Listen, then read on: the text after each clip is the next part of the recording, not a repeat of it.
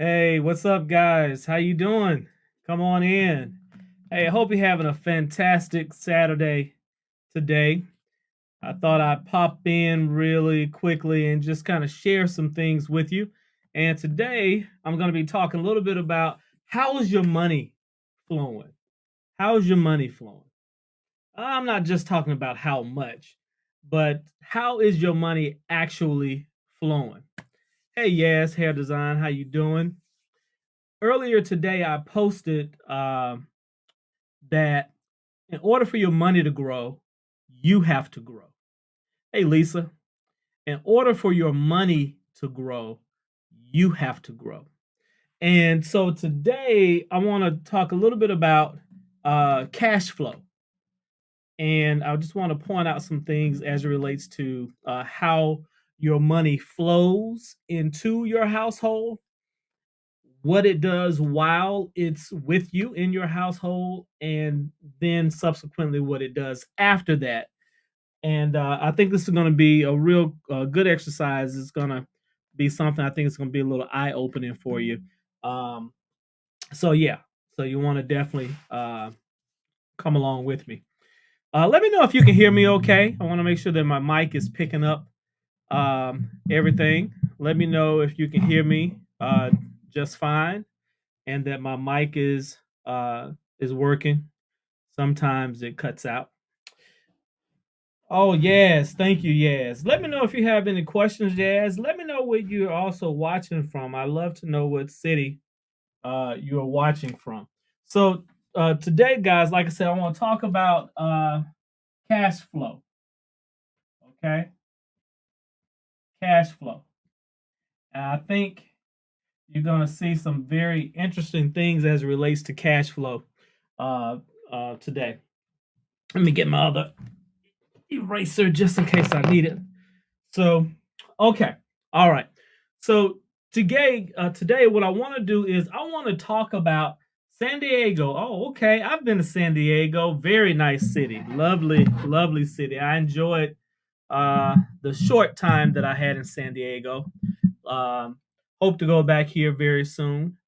Um, so typically, when it comes to our cash flow, what your money is doing, how it comes in is very key and very important. And this little exercise is going to show you some key things that you may want to pay attention to if you want to be able to build wealth. Okay? So, let's go through and look at typically how money flows for most of America. Hopefully, this is not your situation, but if it is, there are definitely some lessons that I think you'll be able to learn from this. So let's look at it. All right. So typically, what happens? Most people in America have a job. Okay, most people in America are employed. They have a job. All right, and most people in America have one job. One job. Okay.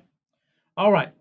So the one job, the one company that you work for, they pay you. All right. So this is you. So they pay you. All right. Now, once you get paid, what typically happens once we receive our paycheck? If we are honest about it, here's what typically happens. What typically happens is we pay our expenses, right? Let me know if you can see this. Hopefully the glare isn't too bad. And so we pay our expenses. Next, or in addition to that, we pay our liabilities, car note, mortgage, credit cards, personal loans, Those would be considered liabilities. Okay. And then we also pay miscellaneous stuff, going out, hanging out, enjoying life, doing what we do. Okay. And then from here, what do we do next? We come up here, we save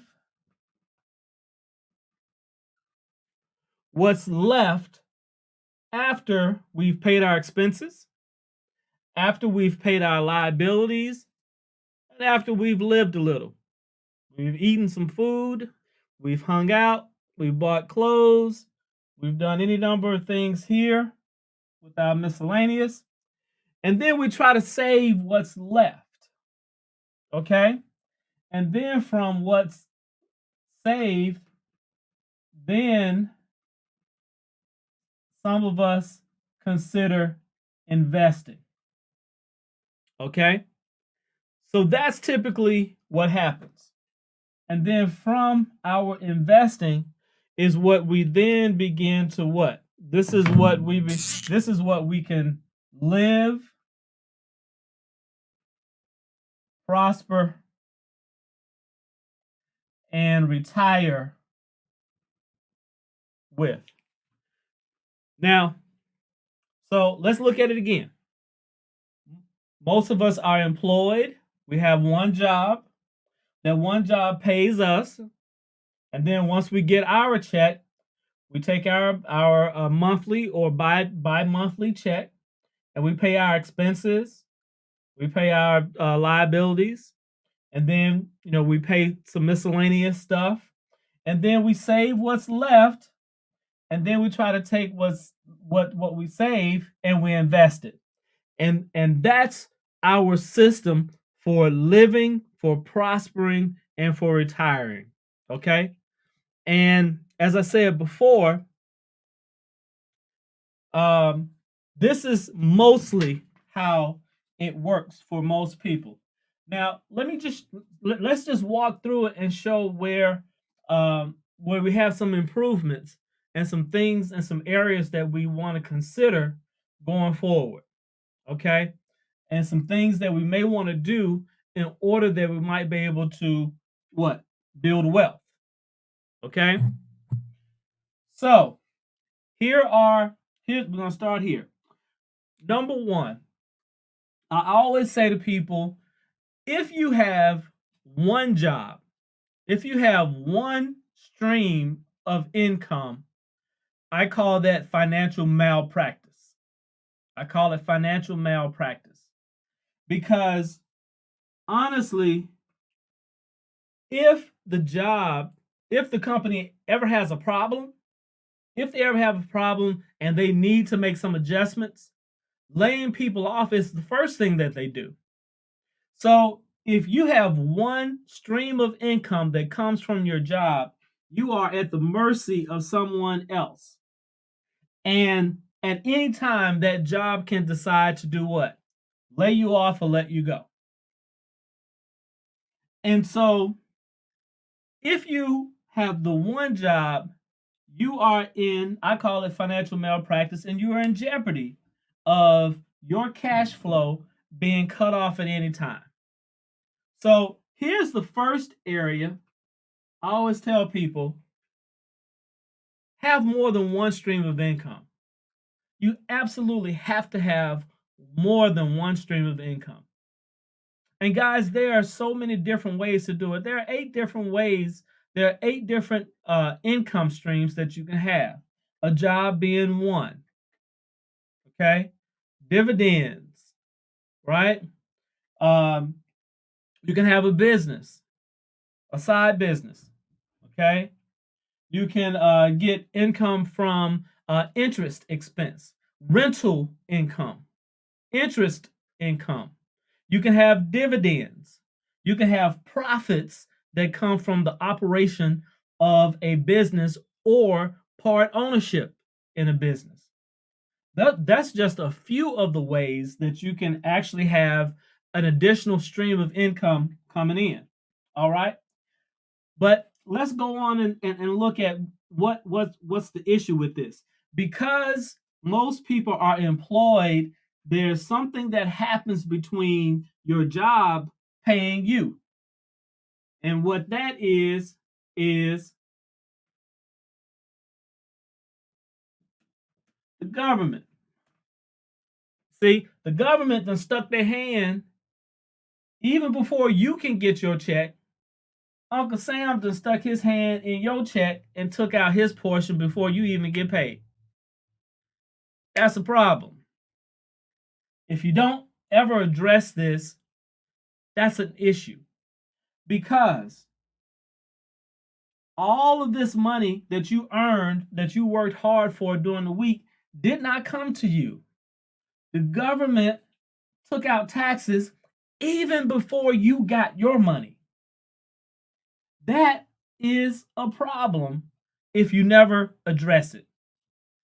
So you might be asking, Alex, how do you address something like that? How do you take a look at something like that? Earlier today, you remember I said, I made the post, in order for your money to grow, you must grow. And so these are areas, this is a part of your cash flow system that you have to start learning more about in order that you might be able to build wealth. Because the current way doesn't work for most of America. So you have to start addressing and identifying where is the bottleneck, where are the problems, where are the holes, what areas and what part of this do I need to shore up in order that I might be able to build wealth for yourself and for your family. So right here, like I said before, the government sticking their hand, even before you get paid, they're taking their cut in taxes. So you have to figure out how to address this. So number one, we have the job. Number two, you have to figure out how to legally reduce your taxes. What are some of the ways that you do that? People who have a job are the highest taxed group of people in America. If you are a business owner, you are taxed less. If you are an investor, you are taxed less on that income. So guess what? It only stands to reason if you are able to what? Become self-employed,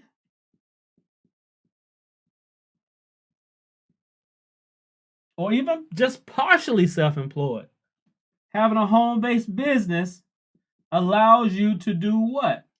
Write off some expenses and some liabilities that you're already paying anyway. If you create a home-based business, you can write off a portion of these things because you're operating a business out of your home. Number two, if you become an investor, because the monies that you earn, particularly from stock gains, that income, if you hold it a certain period of time, you're only going to be taxed 15%. In addition to that, if you have some investments like real estate, for instance, if you happen to have some real estate that you sell and then you take the proceeds from the property that you just sold and you reinvest it within a certain period of time, did you know you do not have to pay taxes on that money? It's called 1031 exchange. We have to start learning about these things. Okay? Again, if you are invested in stocks, guess what? You know, capital gains, if you hold your stocks for longer than a year, you only have to pay 15% taxes. Only have to pay 15% taxes. And finally, down here, also being a business owner, part owner in a business. See, these things allow you to take advantage, right? And reduce your taxes legally. I don't know if you guys paid attention. Let me know if you guys paid attention. Did you recently know that the IRS has changed the law as it relates to PayPal and Cash Apps and Venmo and Zelle and some of these other payment processors. It used to be um, the government will only be notified how much you make if you had over 200 transactions and the total of those transactions was more than $20,000. Well, guess what? Uncle Sam's gonna be in your Cash App. He gonna be in your Venmo and your PayPal. He want to know how much you making if you make over $600. If you make over $600 through any of those apps, they are going to be notified. Now, guess what? You got to show that income. And so, if you have to show the income, then guys, you have to become wiser and smarter about some of the tax advantages that you can take advantage of. It's very important that you do that. So, number two, you have to start understanding how to legally write off your taxes. Okay? All right, now that you have gotten your check, okay? In this normal situation, people are doing the responsible thing. They're paying their bills first. They're making sure that their credit looks good. They're making sure that they pay their liabilities. They're making sure they meet all of their obligations, right? That's what responsible people do, right? Guys, let me know if this is making sense. Let me know if this is making sense, okay? Give me a thumbs up, hearts, like. Let me know if this is making sense. But because we're doing the reasonable thing, and because we're doing the responsible thing, here's what typically happens. We pay our expenses, our liabilities. We take care. We pay some miscellaneous stuff each and every month, and then what do we try to do? We try to save what's left over. We try to save. Thank you, Yes. We try to save what's left over. Now, let me ask you a question. If you get paid every week, which of these expenses, which of these people worked 40 hours a week to make money for you? None of them. Which of these people went to work for 2 weeks to make money to pay you? None of them. You worked hard for the money and yet pay everybody else first before you pay yourself. We write all these expenses, these liabilities, and all these other little miscellaneous things, Netflix and chill and popcorn and whatever else, and then we try to save what's left. That's a problem. That has to be changed. Instead of you getting the leftovers, instead of you getting the remnants, you got to move this first, guys. Saving must become top priority. You've heard it said before, pay yourself first. Pay yourself first. Because none of these other people are going to complain. I'm sorry, you're not going to complain. See, what happens is we don't want the notices. We don't want the phone calls. We don't want to be irresponsible. So we pay our debts and our obligation and our expenses first, and then we save what's left. Here's what I'm suggesting, guys. What we have to do is we have to say, no, I'm going to pay myself first. I worked hard for the money. The government didn't work for it. These other entities and people didn't work for it. I worked for it. So I'm going to start paying myself first. Take a certain percentage of what you earn and take it out first. If I don't care if it's even 2%. If you can only save 2% right now, save it. Save it. Then as time goes by, as you can see that you can save, that this is something that you can actually do, then guess what? Start to raise it a little bit. Maybe every 6 months, you might raise it at 1%. Or if you get a raise or a bonus, put your raise or bonus in your savings. Did you know right now, roughly about 56% of America does not have $1,000 saved? Doesn't have $1,000 saved. 56% of America. I think it's actually higher than that. And so the only way we can make this happen is if you make saving and paying yourself first a priority. So put you at the top of the list.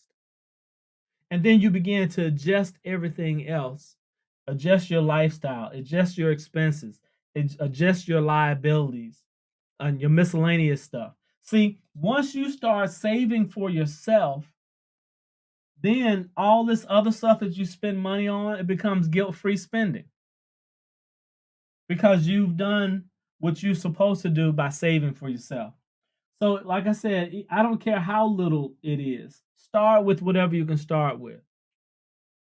Ideally, if you can save 10% of what you gross, that's the ideal. Okay? At a minimum, 10%. But in any case, now, if you put yourself first, you save first, and you automate this process, have it taken out of your check.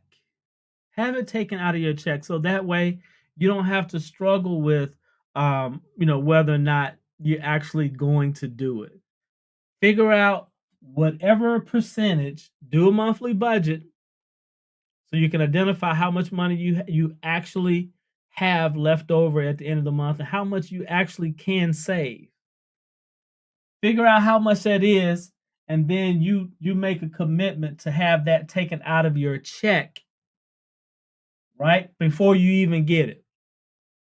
Have it deposited into an online savings account so that way it's not a part of your checking account. Okay? So from there, then you can go on and pay your expenses and your liabilities. Now,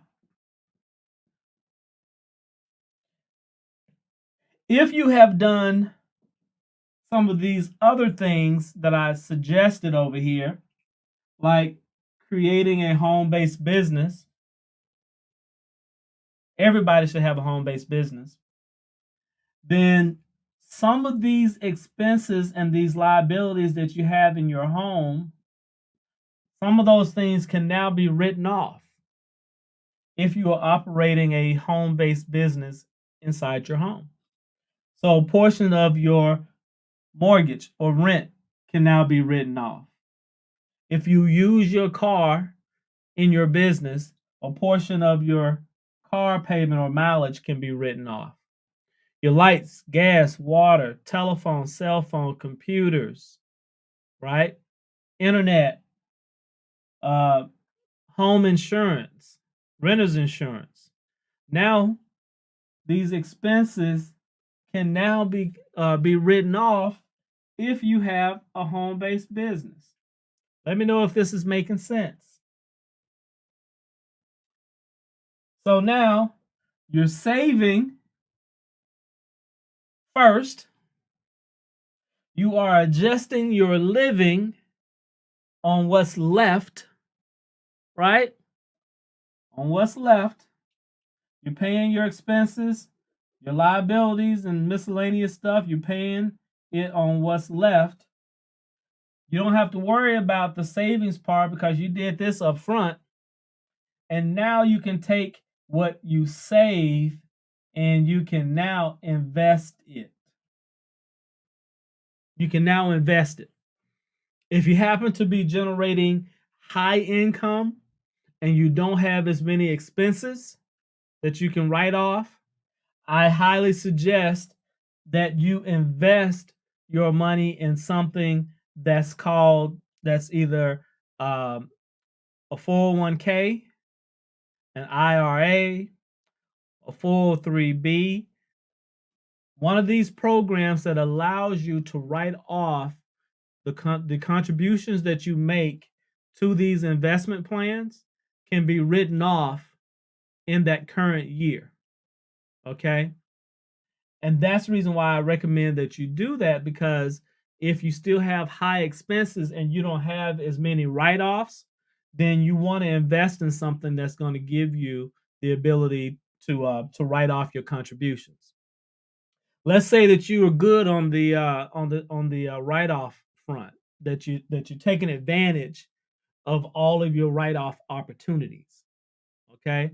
And if you are, maybe you don't need to have something like that. So maybe having a Roth, some type of Roth 401k or some type of Roth IRA would be better for you. The difference in that situation is the Roth is actually paid with after tax money. That means you have received the dollars, you have received the money, and that you are now saving that money in a plan, in a Roth 401k plan or a Roth IRA plan. You don't get a chance to write those expenses off for the year, or those contributions off for the year, but you do get tax deferred growth in your investment that you never have to pay taxes on. So that might be the better choice for you if you've already maximized your expenses. So if you're smart and if you're doing this the right way, what's happening is your investments are actually coming back, and they're actually helping you in terms of income. Let's say that you decide to invest in some rental property. If you have some rental property, guess what? The income from that property is rental income. And now that subsidizes your living expenses. Let's say, for instance, you invested in stock that pays a dividend. That becomes some income, some dividend income. Guess what? What if you happen to invest in something, in a bond, or you do peer-to-peer lending or something like that? Guess what? You get interest income. That becomes a part of your income strategy. And then in addition to that, you start your home-based business at a minimum. Now you have your job, self-employed, interest, dividend, rental. Now you got 5 streams of income coming in that helps to subsidize your savings again, helps to subsidize your lifestyle and your expenses, and allows you to live, prosper, and retire. Guys, that is how your money should be flowing. And that's the reason why I said earlier that it is so important that you learn more about you. First of all, learn more about you, but learn more about how your money is actually flowing. That's the reason why putting together a budget or a spending plan is so important. Because if you never get an opportunity to identify what's actually happening or what's actually taking place with your money, then you never get a chance to see what's really taking place, what's really happening, what's really going on.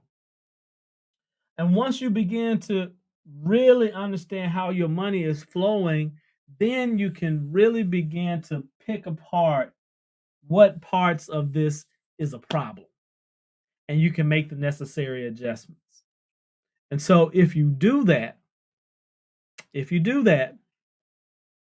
you're all but guaranteed to build wealth. You're all but guaranteed to be able to live the lifestyle that you want to live and do it in peace and not have to worry about whether or not uh, bills are going to get paid, whether or not you're saving enough, or whether or not you're investing. So, um, on this snowy Saturday, I just wanted to jump on real quick and kind of share that with you.